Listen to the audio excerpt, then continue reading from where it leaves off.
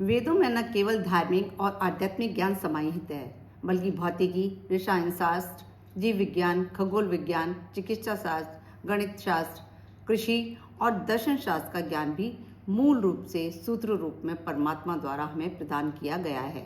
वेदों को समस्त प्रकार के ज्ञान, सत्य और सिद्धांतों का मूल स्रोत माना गया है।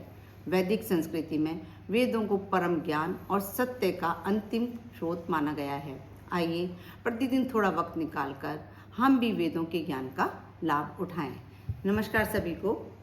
आज हम ऋग्वेद के प्रथम मंडल के सूक्त 51 के बारे में जानेंगे। हे याजकों, शत्रु को पराजित करने वाले अनेकों द्वारा प्रशंसित वैदिक ऋचाओं से स्तुति किए जाने योग्य धन के सागर इंद्रदेव की प्रार्थना करो।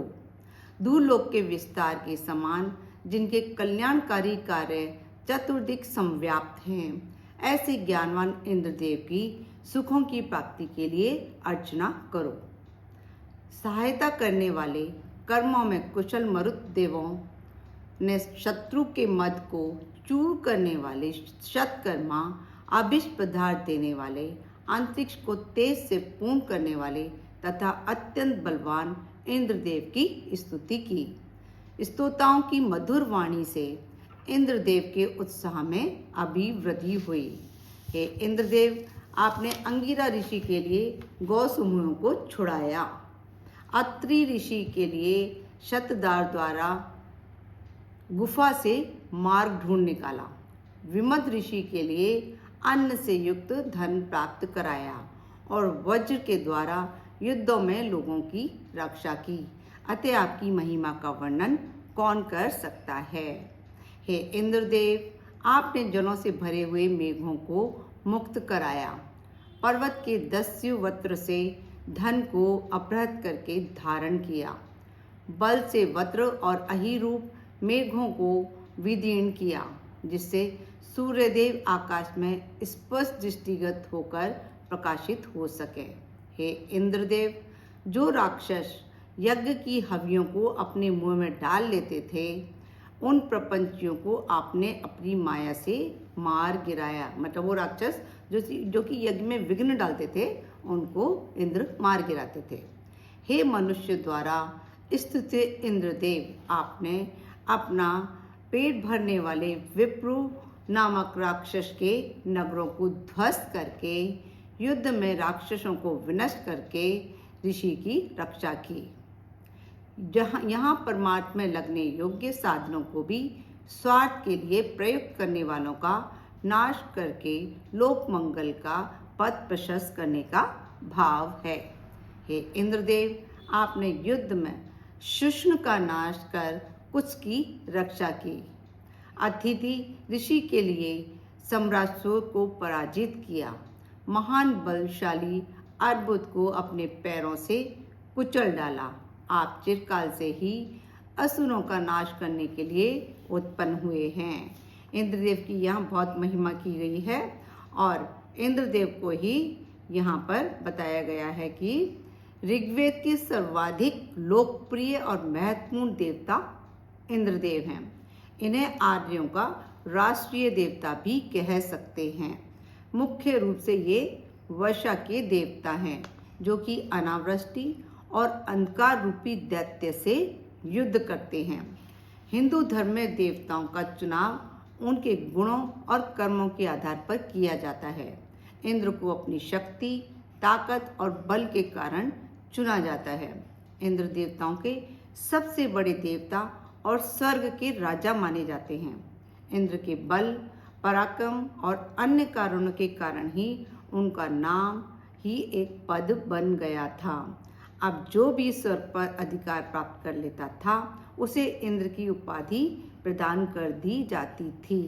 कहा जाता है कि अब तक 14 इंद्र हो चुके हैं।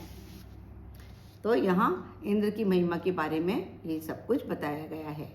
हे इंद्रदेव, आप में संपूर्ण बल समाविष्ट है। आपका मन सोमपान करने के लिए सदा हर्षित रहता है। आपकी बाहों में धारण किया हुआ वज्र सर्वत्र प्रसिद्ध है, जिससे आप शत्रुओं के संपूर्ण बलों को काट डालते हैं। हे इंद्रदेव, आप आर्यों को जाने और अनार्यों को भी जाने। व्रतहीनों को वशीभूत करके यज्ञ कर्म करने वालों के लिए उन्हें नष्ट करें। हे सामर्थ्यवान इंद्रदेव, आप सभी यज्ञों में यजमान को प्रेरणा प्रदान करें, ऐसा हम चाहते हैं। हे इंद्रदेव, व्रतमानों के निमित्त व्रतहीनों को प्रताड़ित करते तथा आस्तिकों के निमित्त नास्तिकों को विनष्ट करते हैं। वे भूलोक को क्षति पहुंचाने वाले असुरों को मार डालते हैं।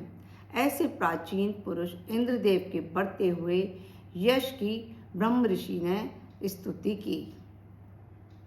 हे इंद्रदेव, उष्णा ऋषि ने अपनी स्तुतियों से आपके बल को तीक्ष्ण किया। आपके उस बल को प्रचंडता से धूलोक और पृथ्वी भय से युक्त हुए। मनुष्यों से स्तुते हे इंद्रदेव, इच्छा मात्र से योजित होने वाले अश्वों द्वारा हमारे निमित्त अन्नादि से पूर्ण होकर यशस्वी होने यहाँ आए। उष्णा की स्तुति से प्रसन्न होकर इंद्रदेव अति वेग वाले अश्वों पर आरूढ़ हुए। मेघ को जल प्रवाहों को बहाया और शोषण करने वाले असुर के दृढ़ नगरों को ध्वस्त किया।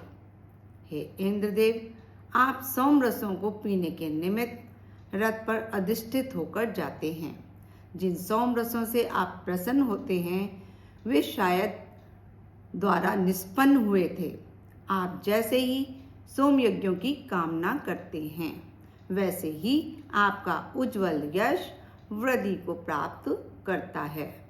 हे इंद्रदेव, आपने महान स्तुति करने पर सोम अभिषेक करने वाले कक्षीवान राजा के लिए अल्प विवेचन योग्य विद्याओं को अभिव्यक्त किया। हे उत्तम कर्मा इंद्रदेव, आपने वृषण राजा के निमित्त प्रेरक वाणियां प्रकट की। आपके ये सभी कर्म सोम सवनों के बताने योग्य हैं। निराश्रितों के लिए एकमात्र इंद्रदेव ही आश्रय देने वाले हैं।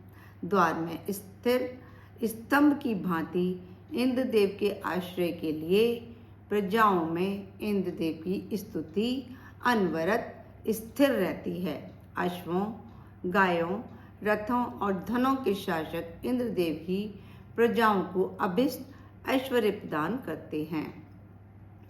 हम बलशाली सौ प्रकाशित सत्य रूप सामर्थ्य वाले श्रेष्ठ इंद्रदेव का स्तुतियों सहित अभिवादन करते हैं। हे इंद्रदेव, इस संग्राम में हम सभी शूरवीरों सहित आपके आश्रय में उपस्थित हैं। ये हुआ हमारा सूक्त 51 और सूक्त 51 में इंद्रदेव की बहुत ही महिमा गाई गई है। चलते हैं, नेक्स्ट वीडियो में मिलेंगे सूक्त 52 के साथ। नमस्कार सभी को, स्वस्थ रहो, खुश रहो, मस्त रहो।